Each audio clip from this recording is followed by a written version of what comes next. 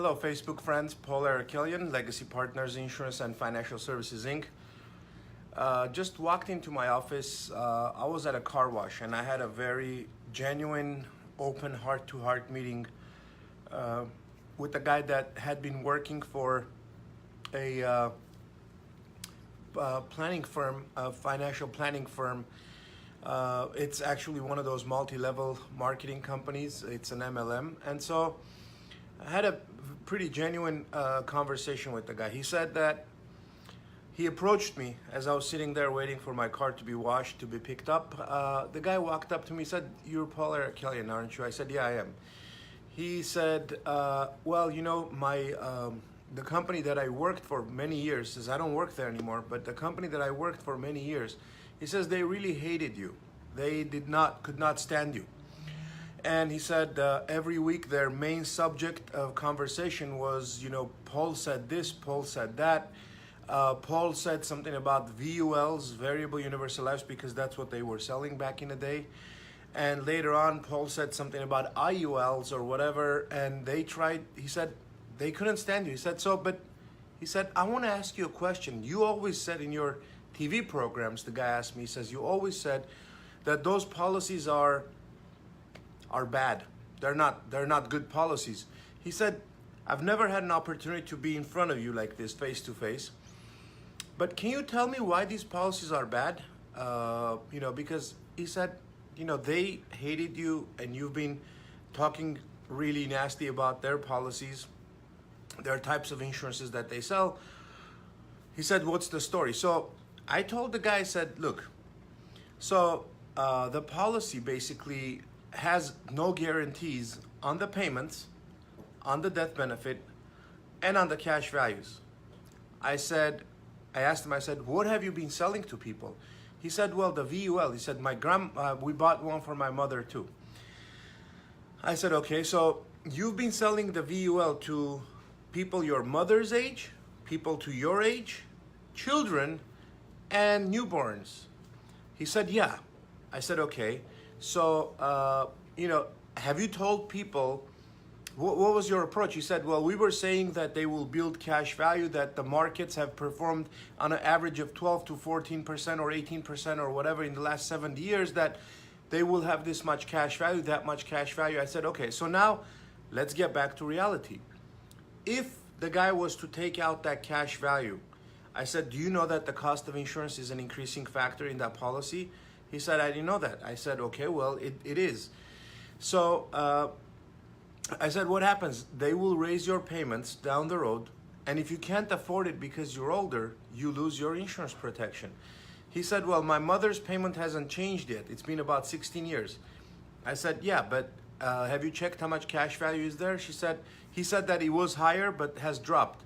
I said, now that you need to ask yourself a question. So the markets were a lot worse a few years ago. They are a lot better under President Trump. We're seeing the highest numbers in the stock markets.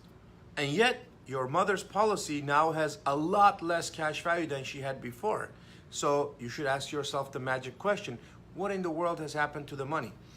Well, I'll tell you, your mother got old. She must be approaching 80 years old. He said, yes, my mother's about 80 years old. I said, okay.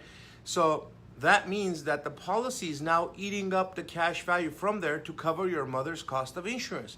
He said, so what's the problem with that? I said, when there's not enough cash value in that policy, you, my friend, will get a bill from the insurance company that will say, raise that payment. If you can't afford to raise that payment, the payment might be, I don't know, a few $100s a month. If you can't afford it, you lose your life insurance. He said, oh my God, I didn't know that. I said, yes. So it was the most genuine thing. He understood. He said, yeah, I know that exists. He says, but you know, how come these people never tell me anything about that? I said, well, they tell you. They try to get you all excited, all about getting more people recruited, all about the hype and getting all pumped up. Why would they tell you this? He said, this is what got me really happy. He said, you know what?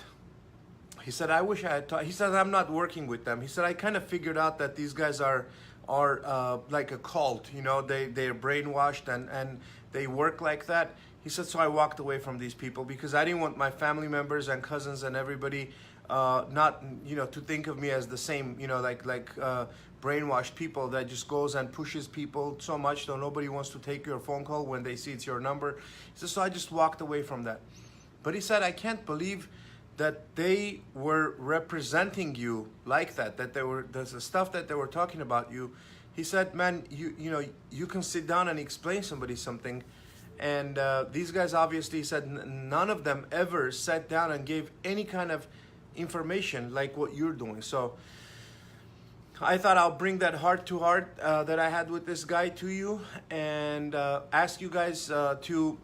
So this taught me something today that I've been proud to be using for a long time, is listen first before you make a remark. Listen so you can learn what the person in front of you wants to happen, and then you can make a decision as to what you want to do and what kind of possible outcomes you can think of.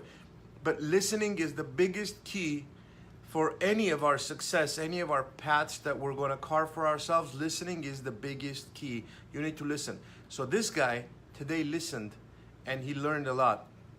And today he listened and he established a new friend that he didn't have in the past. So listening is a key. If you are especially doing some things where you're not the professional, if let's say you're going into, so you're going to learn about some loans, about buying a home, or about doing a estate plan for yourself, buy-sell agreements if you've got a business partner or what. Things that you don't understand. They have nothing to do with your profession. You need to learn. How can you learn if you're not listening?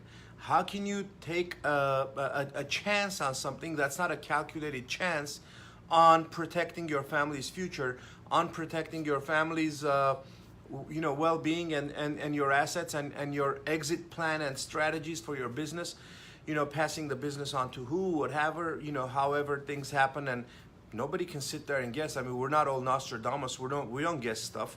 We just want to make sure that we're prepared for the worst. Because you know what? Everybody's dream is, I want to live until age 95, until age 65 or whatever. I want to work, never get sick, never have to claim for disability. And I want to make sure that I'm going to live a life where I have no drop of income. It's always going to be up, the scale going up. And I'm going to die in my sleep at age of 95. Well, that's a dream. That's great. I'm never going to need nurses, never going to need long-term care. I'm never going to need disability income from what, that's a dream. Great. You know what? Be positive. That's wonderful. But guess what? What's on the other side of that, right? What's on the flip side? What if, that's not how it happens? Then how do I protect myself? How am I taking care of those immediate needs and things and whatever? If I'm older, am I getting my house and assets and estate to be drained to the hospitals and the nurses and whatever taking care of me for long-term care costs? So those things all matter, but you learn about these things by listening to professionals.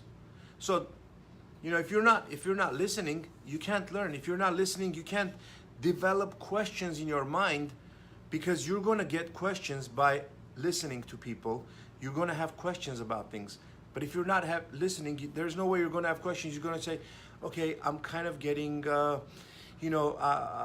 attention, my ADD is kicking in. I can't sit here and listen anymore. So let me just sign whatever it is and get the hell out of here. And guess what? That might not be the best decision you've ever made. So please listen. If you have plans, please take it out. Any kind of insurance policies, disability, life, whatever, take it out, read it. Those are your benefits. Those are your dollars. Make sure you know everything about them, okay? Thank you very much for your attention. I hope to come back with some kind of an FYI. I have many appointments today. If something really interesting comes up, I'm going to come back and share that with you. Thanks.